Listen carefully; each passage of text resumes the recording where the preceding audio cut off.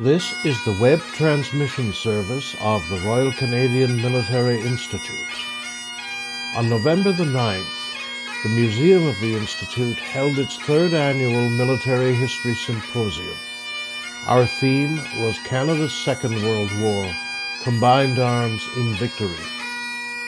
Our first of 6 speakers was Mr. Neil Orford of Defining Moments Canada on The Great and the Good, Commemorating Canadians' Stories from the Victory Campaign for a New Generation.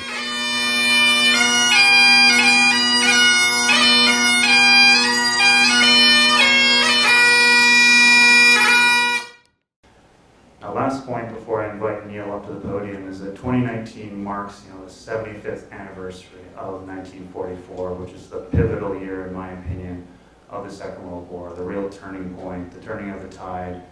D-Day, Normandy, liberation of Holland into 45. And that's what we're commemorating here today. That's what we're doing. So once again, I thank you for attending. Please help me welcome to the podium Mr. Neil Orford. Thank you, Ryan, and hello to everybody. It is such an honor to be here today. I was a speaker, and I was the first speaker back in May for the Juno 75 presentation. And when I look at the collection of speakers today, I am reminded that truly I am the call-up from AA Ball Scranton amongst a group of all-star big leaguers for whom I am enormously in awe. So I am as excited to be here today to speak to you as I am to listen to what they have to say. Their presentations are going to be rich with military history, particularly about combined arms, and I am not going to take any liberty to speak about that today because they're the pros, and I am here to fill a spot. No, I'm here to speak about something which is dear to my heart, and hopefully I can persuade you it is essential in the 21st century. So, Mr. President, Museum Committee members, Ryan, honored guests, veterans, thank you so much for including me.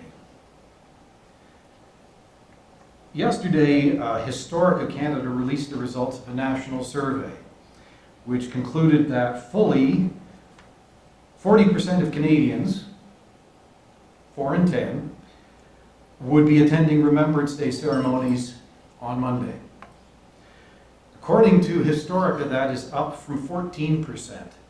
I'll say that again, up from 14% recorded in a similar survey in 2014. This should come as good news as it gives life to what we're all here for today, to remember and commemorate Canada's remarkable military history.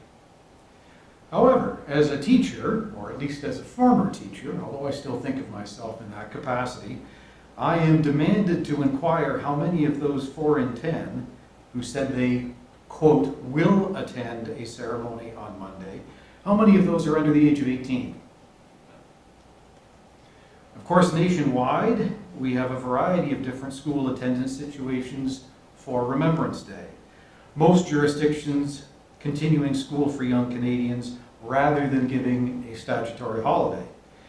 Now, I'm not here today to debate that issue. You can ask me privately what I think. But it goes to the very heart of what I want to talk about, which is how young Canadians will remember what stories we tell here today at the Military Institute. So I want to give you some quick context for the talk before I get really into the meat of it. Remembrance Day itself is a defining moment in Canadian history. It's an anniversary that helps to define our identity and the significance of military history in establishing our sense of self and our sense of nationhood. Though many scholars, and I meet them many times, many scholars now decry the importance that public historians place on anniversaries. Anniversaries matter in the public consciousness.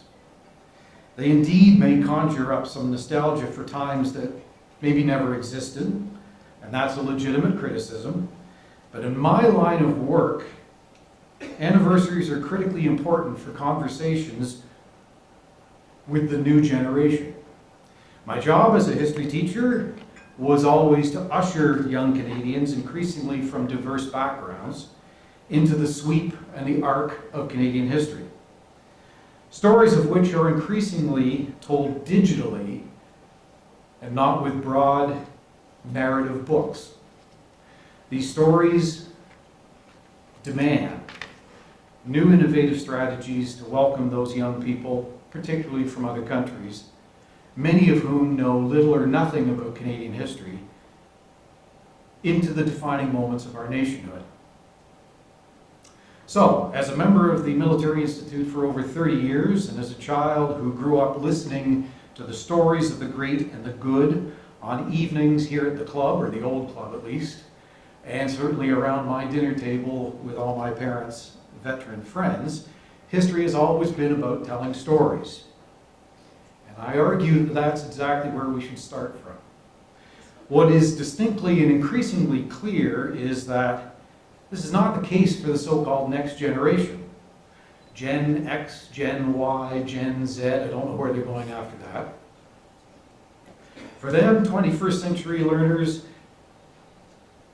they no longer exist in a historical context which champions military history or the stories that have animated all of our lived memory.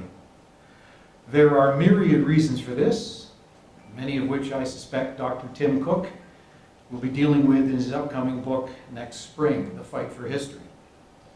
And though it is not my purpose to speak about that today, it is a good place for me to start.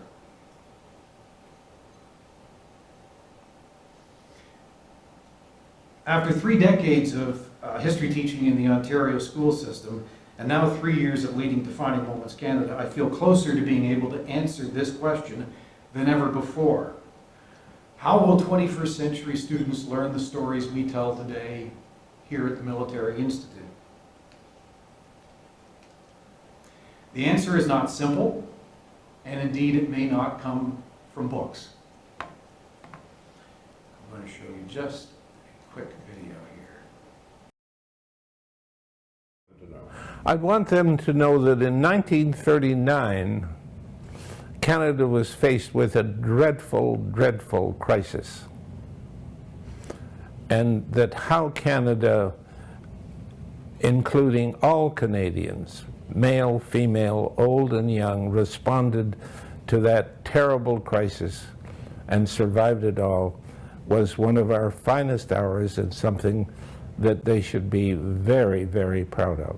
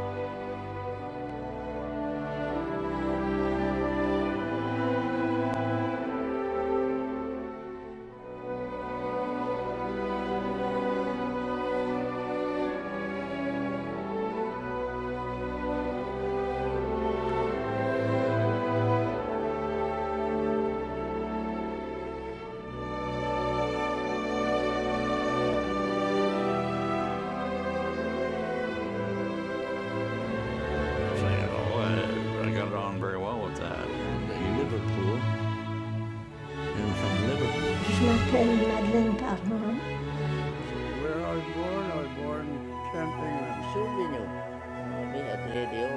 Tous le connaissent et le savent, c'est Pierre chez lui. My memories are the number of people that used to come to the door.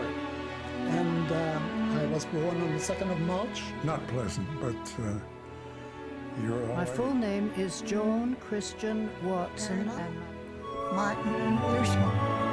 I don't know what people will think My about name is me. Agnes van Loon. I was born Originally of Czech background, although my father was partly Jewish. 7 sous par jour à ceux qui sont temperance. I was born in Brandon, Manitoba. The weird part of all this was, of course, this was all... You can be so damn tired that the prospect... Small village. All the training in the world doesn't prepare. Charles Bertrand Forbes. Je suis originaire. Of all the words I was the one. We have quite a number of Aboriginal. Thomas Aquinas Little. We were certainly in different hands.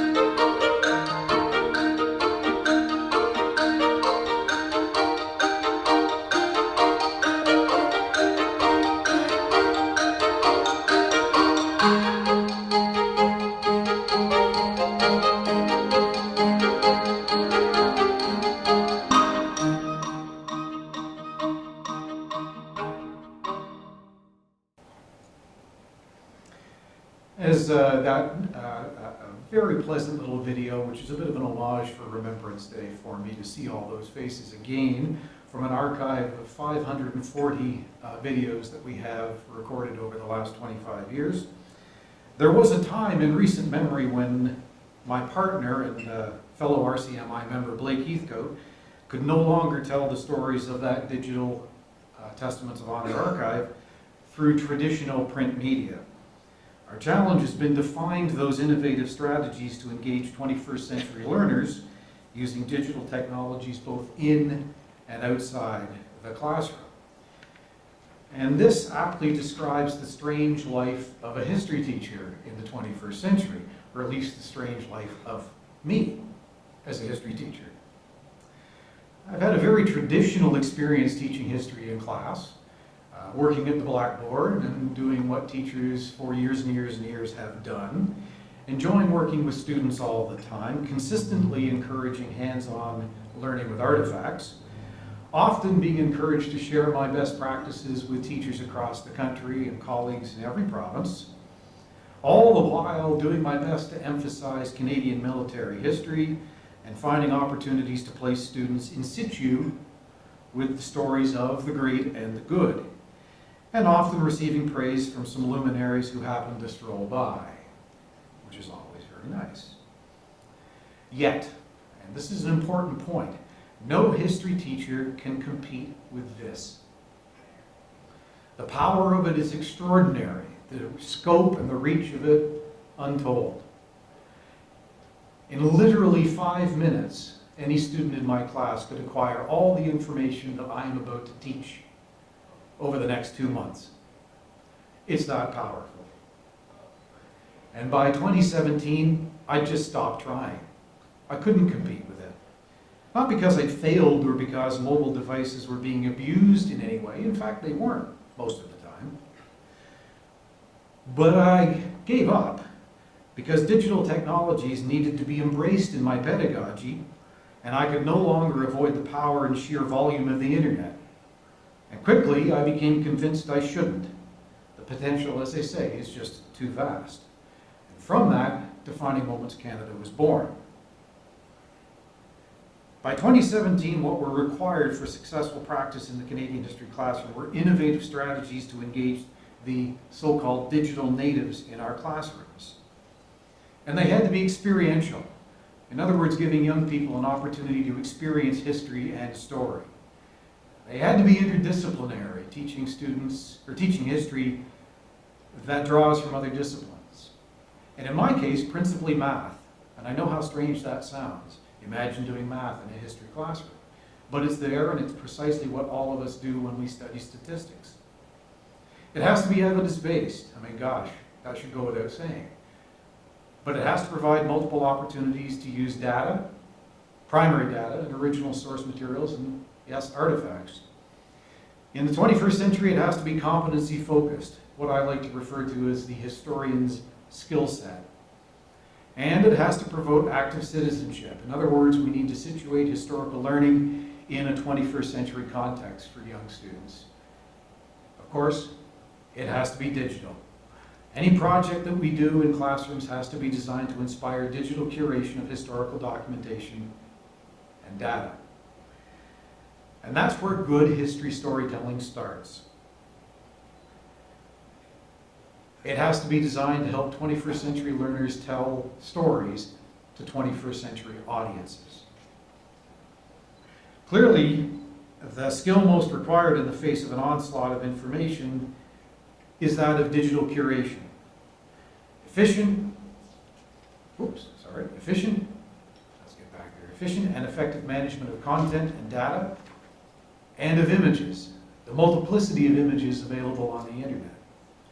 Teachers have to design lessons and profiles and methods for digital representation of knowledge that don't need to be dry, and they don't need to be the exclusive domain of archivists and museologists. Just as we in Canada have inspired a 21st century generation of citizen scientists or citizen reporters with their phones, we need to also inspire a generation of citizen curators, utilizing the scope of digital technologies to inquire, discover, curate, and create intriguing web-based historical projects. Here's the good news. Ontario retains one of the strongest history curricula in Canada, and that comes from a 2016 report, and it has not changed. In fact, in the Toronto Star that year, Ontario specifically was lauded for its high school curriculum. We received the grade of A+ in the country. The status right now is that nationally, 4 out of 10 provinces offer compulsory Canadian history programs in high school. Ontario, Manitoba, Quebec, and BC. And that should come as a shock. I should just let it hang there for a while so it can shock you further. But that is the reality. Each of these provinces, by and large, provides a strong grounding in Canada's military history. It has a prominence, it has a presence, and it has a prominence in that curriculum. However, here's the bad news. Alberta, Saskatchewan, the Maritimes have few offerings beyond grade 8. And the ones that do exist are elective, they're not compulsory. So students in a vast swath of our country often do not study anything historical, specifically anything to do with our Canadian military history, beyond grade 8. My good friend, our good friend James Stewart up the road here at Bishop Strawn has said, students love history when it's taught well. I find students who are continually fascinated by the history of the First and Second World Wars, particularly the former. They're completely unaware of the contribution made by Canada and startled by the horrors of the slaughter. It's a huge awakening for them.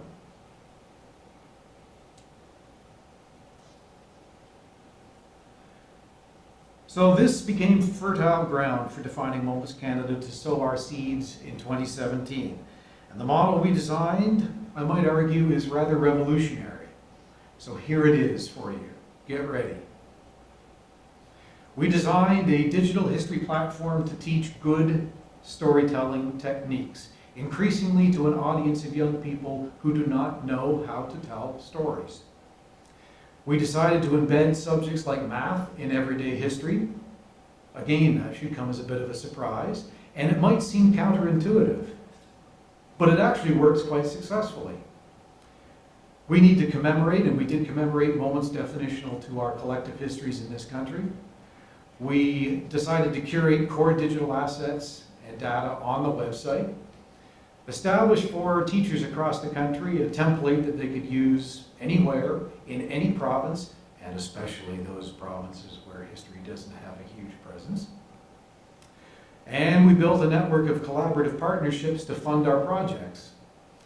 All of this was intended to prove that Canadian history could be reimagined for the 21st century students while teaching digital technologies to conduct research, as if each of the students were digital detectives in the classroom. Our good friend Blake Heathcote has been so important and instructive in how we put this together. His Testaments of Honor archive was where we began. His book from, I think it's 2005, he'll kick me if I get it wrong, called Testaments of Honor, was a national bestseller. He launched it here at the Military Institute. The old building, I remember it well. His follow-up to that, A Soldier's View, recounted further stories, of which he then went on to recount visually as videos. And I brought him in to start to work with students across Canada to design how we would put together digital projects. Along the way, we've acquired a very impressive array of partners. I consider them all good friends now, and they're working deeply and extensively with a commitment, both institutional and at the university level, to design digital projects that teachers can use for teaching history.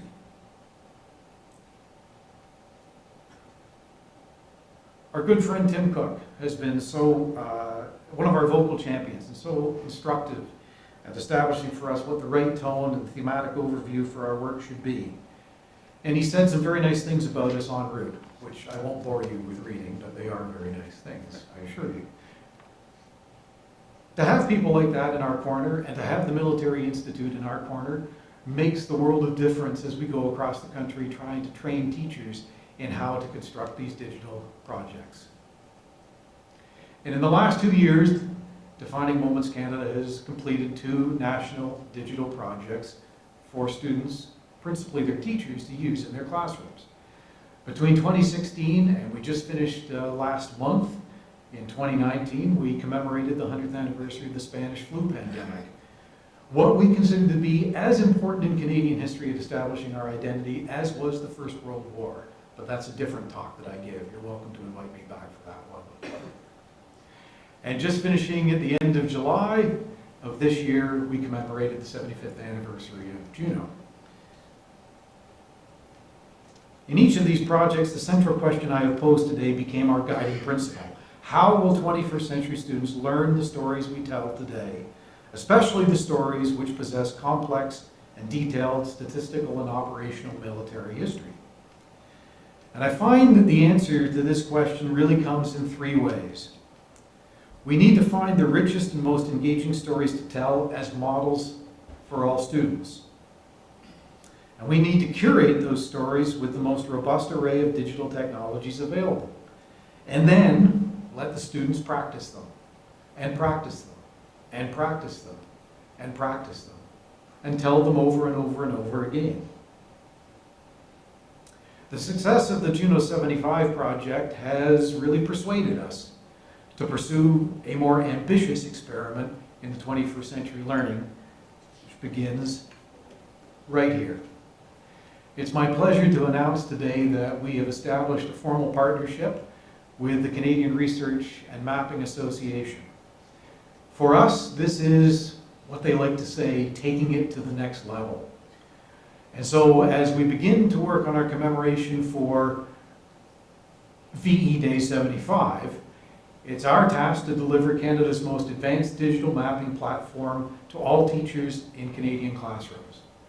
The purpose of this is to teach students grades 6 to 12 to design story maps using operational military data from the Victory Campaign.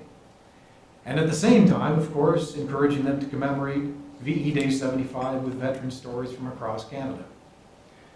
It's to be student-driven using their devices, and I'd like to introduce for a brief presentation, embedded in this, Nathan Keeler, who is the Executive Director of Project 44.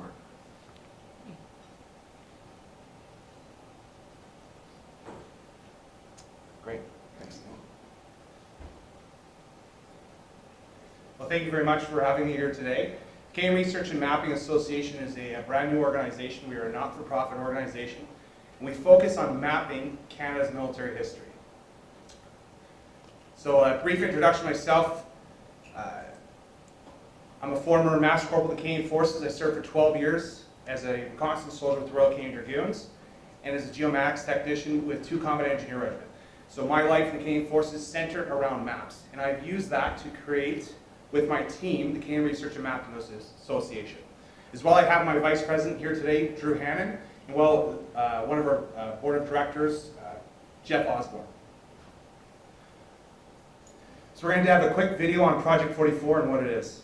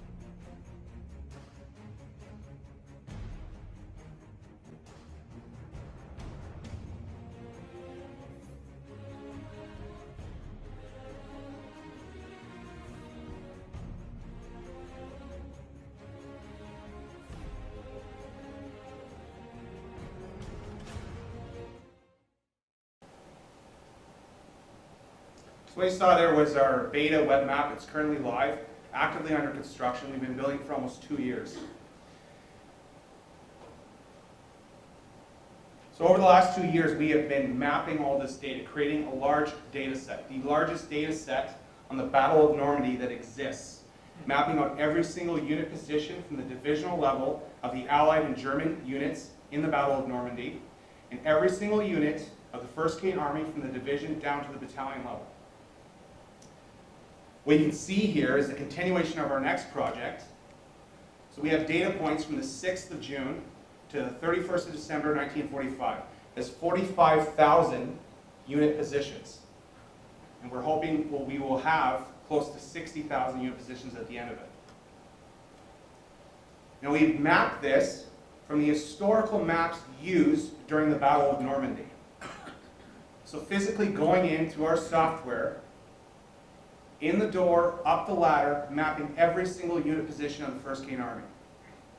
We have close to 800 historical maps that so many vital decisions were made from, including this map from Operation Spring.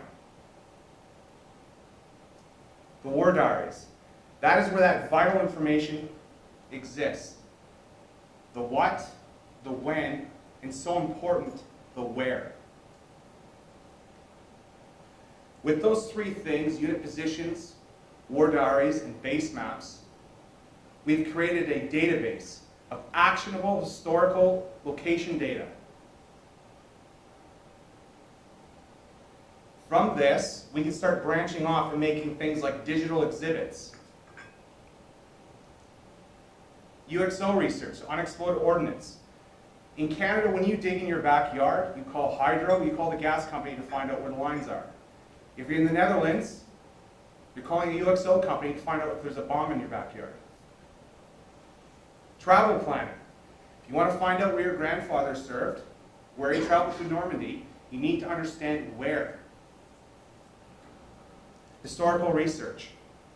I'm very honored to say that our board of director here, Jeff Osborne, this is his grandfather, Lieutenant Colonel Earl Olmsted, who was a staff officer with General Keller in the 3rd Canadian Infantry Division. And that is actually, just above that photograph, is a Part 1 order from the Canadian War Diaries when he became part of 13th Field Regiment, Royal Canadian Artillery. Lastly, what we're here to talk about is educational impact and how we can bring all this information to our youth. So where is the CRMA going next? Project 44, the Normandy campaign, is complete. We are currently 30% of our way through mapping the Northwest Europe campaign. And when we're finished that, we'll be mapping out the Italian campaign. I'm sure everybody in this room is very familiar with the LAC's First World War digitization effort, where they digitized the entire collection of the First World War. Now, if you noticed in our presentation, I talked about how we mapped the 1st Canadian Army. We mapped it from the war diaries, and that was possible because Wilfrid Laurier University has all those war diaries available. But those war diaries are not available for the rest of the war. And I'm very pleased to announce, this should be a surprise to everybody, that the LAC is digitizing the entire Second World War war diary collection. They are doing that because of the work that the CRMA has done for Project 44. They are taking the war diaries we need for Project 45, the continuation, and are digitizing all of them. And we'll be going back and digitizing the remainder of the war diaries. And this will be all available through our website and in partnership with Defining Moments Canada. Thank you.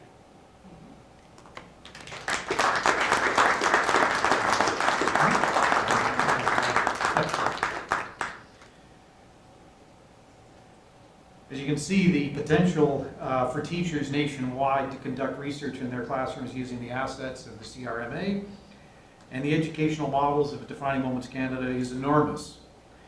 Joining us in our partnership, which I'm really happy about to announce today, is that we'll have the Juno Beach Center on board as well.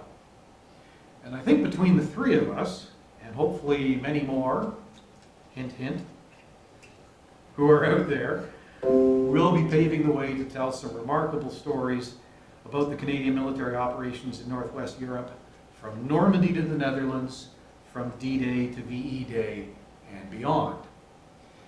And the assets that we'll be bringing to this, the deliverables that we hope to provide, are teacher lessons, so that our teachers for the 21st century can be instructed, if not upgraded, in how they present military history in their classrooms, to teach them to use the digital tools required for 21st century student audiences, engage the kids in military history research, and ultimately to continue to contribute to national commemorations like that occurring on May the 9th, 2020.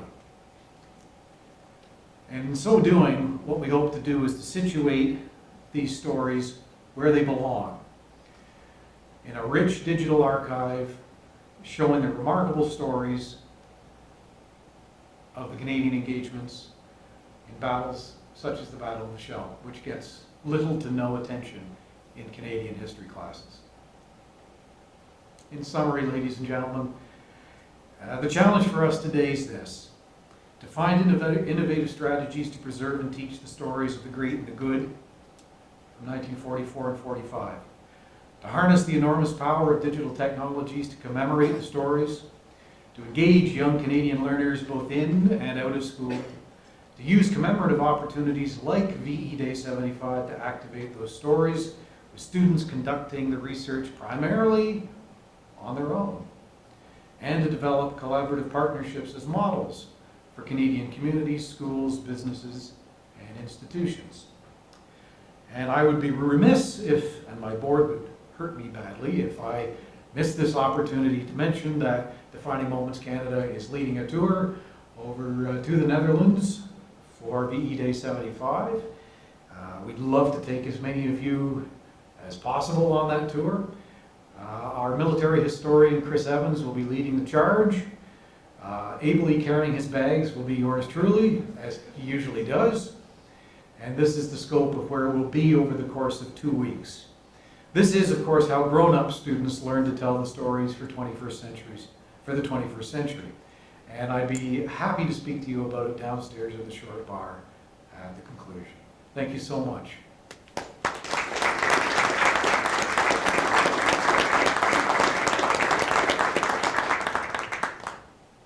We now have 10 minutes for questions. If anybody has questions for Mr. Orford or Mr. Peter.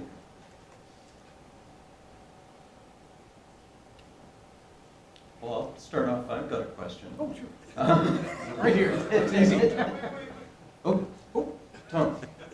Thank you for an excellent presentation. I don't think this is working, but since education is a provincial bailiwick, is it fair to say there's 10 different versions of Canadian history, including military history? And if it's fair to say that, how would that affect what you're putting forward today? Thank you. It's a great question. To say that there's 10, I would say there's actually 20. We are in a process in most provinces of renewing the curriculum as best as possible. The difficulty is that most provinces are at a point in the 21st century where they don't actively encourage the involvement of military historians in telling the stories. It's a challenge for all of us to make sure that we have presence there. My understanding from Veterans Affairs and from Heritage Canada as I work with them is that they're concerned about it nationally. They see this as a national problem. And it is one of the most complex barriers that I face every day. We are lucky because Ontario is seen as a template for most provinces across the country, with the exception of Quebec. Not too sure what's happening in Alberta today, and that's actually a comment in a lot of ways. Not too sure what's happening in Alberta, but they are in the process of rewriting their curriculum, and I can tell you that there's very little presence of Canadian military history in that curriculum. Thank you.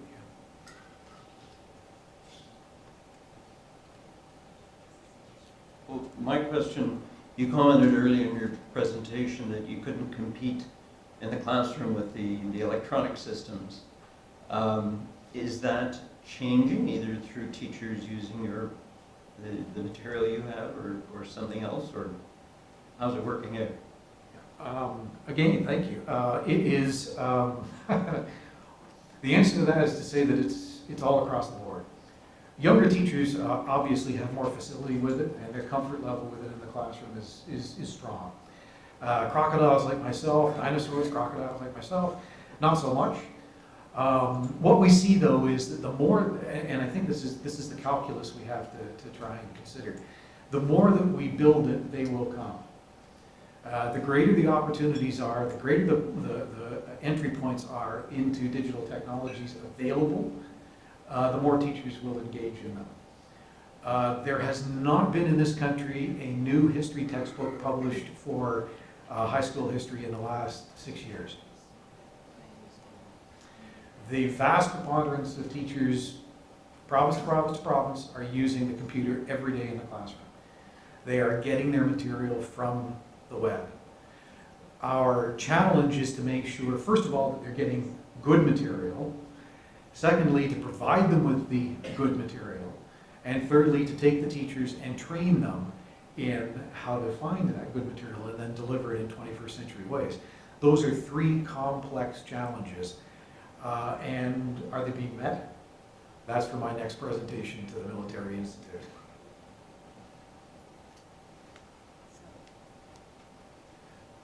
So one of my thoughts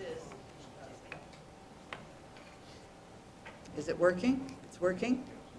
One of my questions is, because we're next to a very large neighbor with a lot of information that really does have a sense of how important their history is, that I think that a lot of the information teachers may receive is, one, skewed, and then we have the problem now of so much false information, but two, the fact that it doesn't include so much of what Canada has done. And I would think that's a big problem for teachers who are trying to find information, and students too. Just as a sidebar, I'm the vice chair of the NATO Association of Canada. And last year we did a series of interviews through Darryl Bricker at Ipsos Reid. 71% of women who were surveyed didn't know what NATO meant, and 70% of millennials didn't know what NATO meant. And that's current history. So I'm really excited about your program. And we've developed a program for grade 9, an online program, but I think we need to go like you are, grade 6. So would you agree that that's one of the biggest problems, is this massive amount of information in the United States that kind of blurs our history? Yeah, I agree 100%. Although I wouldn't just situate it with our neighbor to the south. There's plenty here as well. That's why in the presentation you'll notice that our emphasis is on this skill called digital curation. We're pretty convinced, as we've looked at research across the country, that there are not many organizations that are talking about encouraging students to practice curation skills, curative skills. That is how you manage the tremendous amount of information, as you suggested, that is out there. Teaching the students to manipulate, I better be careful there, to manage that amount of data, and to do it in healthy and instructive ways using templates that their teachers are equally well versed in doing. The greatest stumbling block we have is teacher training. I'm gonna back away from saying what I'm about to say. It is a barrier right now, and we need to spend a great deal more time on doing that, province to province to province. Ontario's better than most, though, I have to say. And a call out, a shout out here to organizations like Historica, who do provide really good material for teachers to use in the classrooms. It just has to get into the hands, and the teachers have to be trained in it.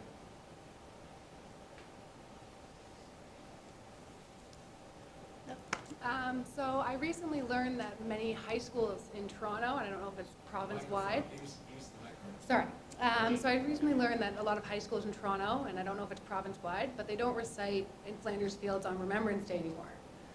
A lot of them don't even know the lyrics to it, and a lot of them think it's a song. So I was wondering, how are you planning on spreading not only the knowledge, but the enthusiasm to learn that material? Enthusiasm is a tough thing to spread. I think I can speak to what we've seen so far over the last 3 years, and that is that it is infectious.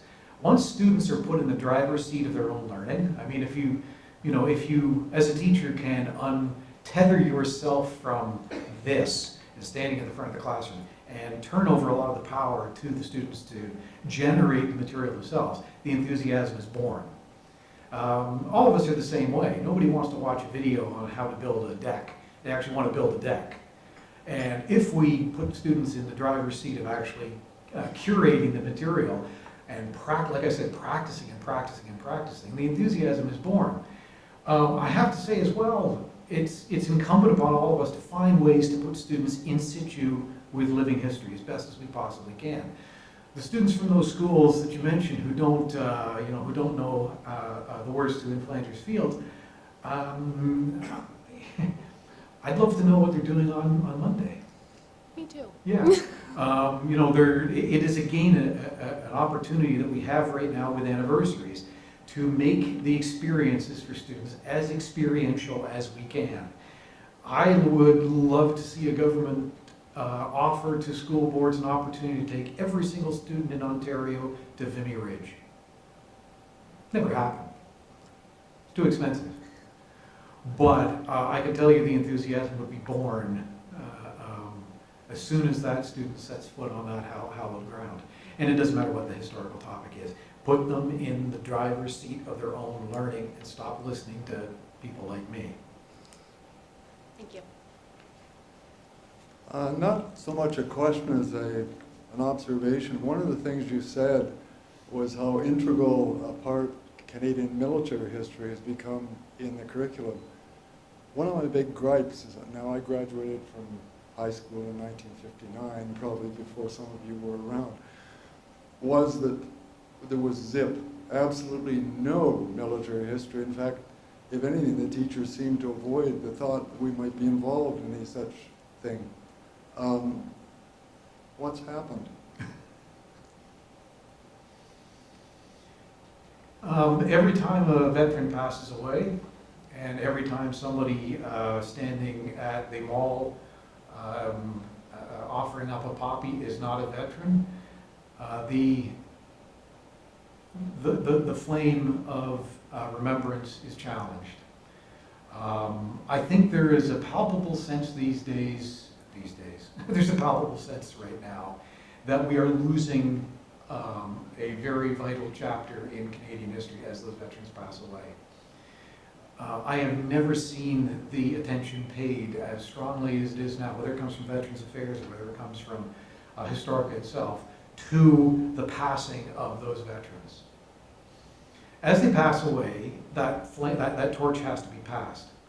One of the challenges is I don't know who it's going to be passed to.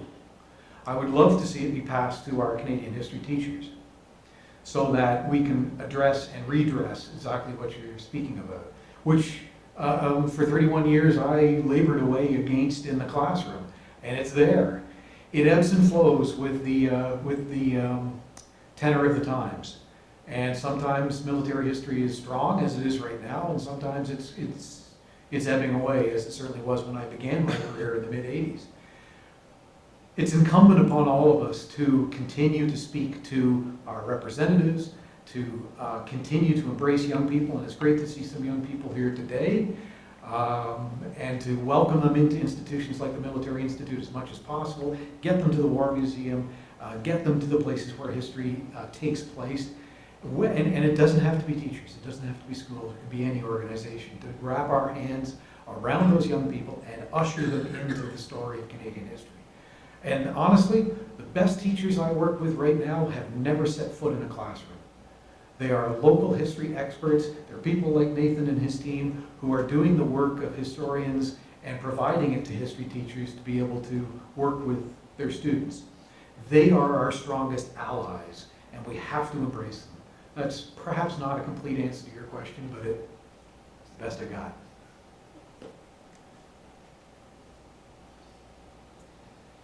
If there are no more questions, I'd like to thank you, Neil, very much from the Military Institute for your presentation.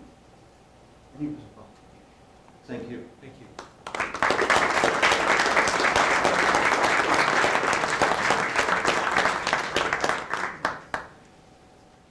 Thank you, to Neil and to Nathan for that interesting presentation. It's a great way to kick off the symposium. We have a short presentation by the Juno Beach Center. So it's my pleasure to introduce Alex Fitzgerald-Black on behalf of the Juno Beach Center. Just going to explain a little bit more about what they're working on. And as I mentioned, they have a presentation just below us in the short bar, so be sure to check that out at the break.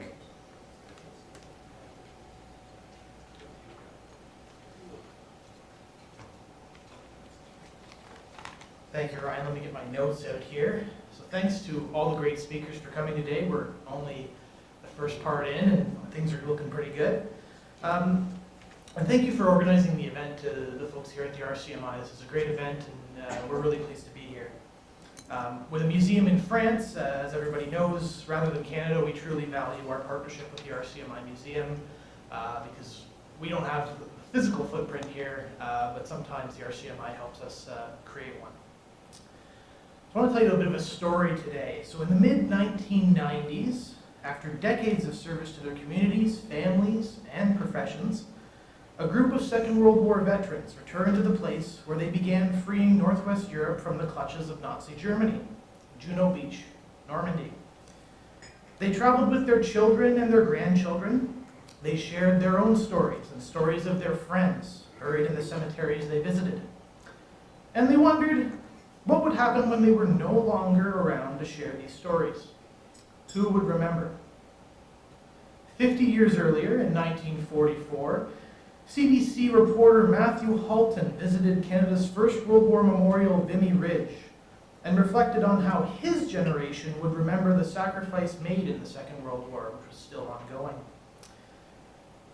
He said, "As I stood at Vimy Ridge, my thoughts went back to Normandy, to that road from Caen to Falaise.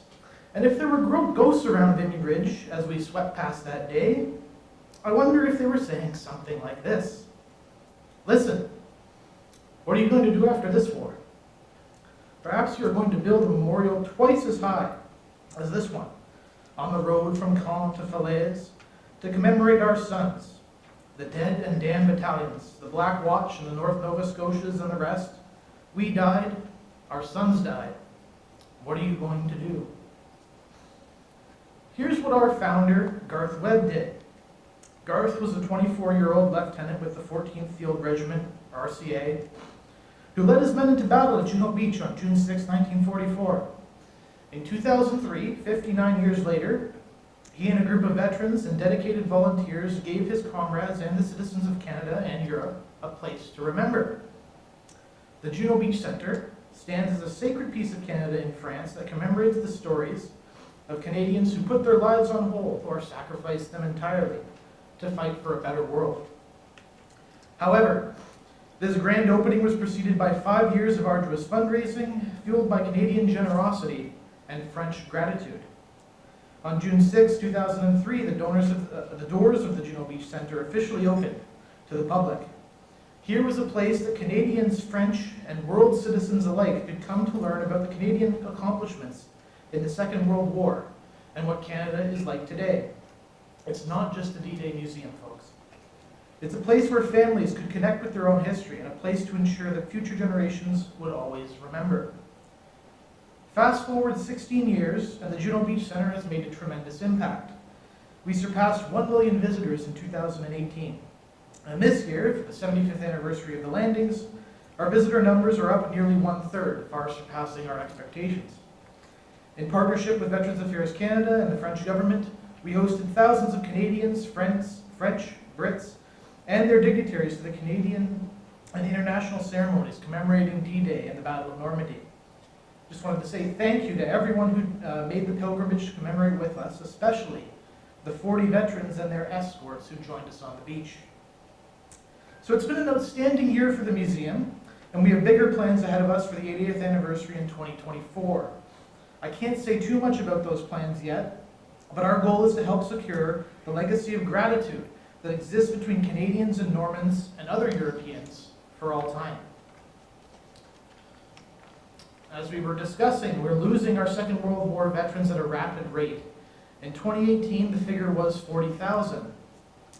And by the way, that's lower than the number who actually died during the war. And we've heard estimates that there are only about 30,000 still with us today. Of the 1.1 million Canadians who served, as I said, fewer remain than the number who lost their lives in the war.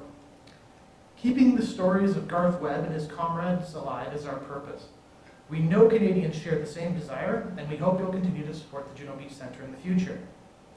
Today, we're set up in the short bar downstairs with some free takeaways, as well as our new D-Day map, which, by the way, was our photographer for it is Mike Bechtold here. The map sells for $10. I also encourage you to sign up for our newsletter to get updates as we make them available. Enjoy the symposium, and I look forward to speaking with you this afternoon. Thank you very much.